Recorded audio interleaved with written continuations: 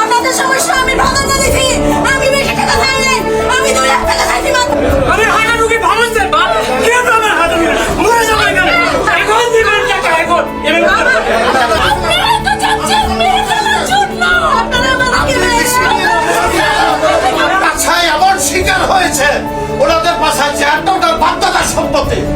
ওটা এখান থেকে উঠে একটা মানুষের রেসপন্স করে না, একটা মানুষের একটা সম্মানবোধ দেখায় না। এদের কাছে জাতি কি আশা করতে পারে বলেন?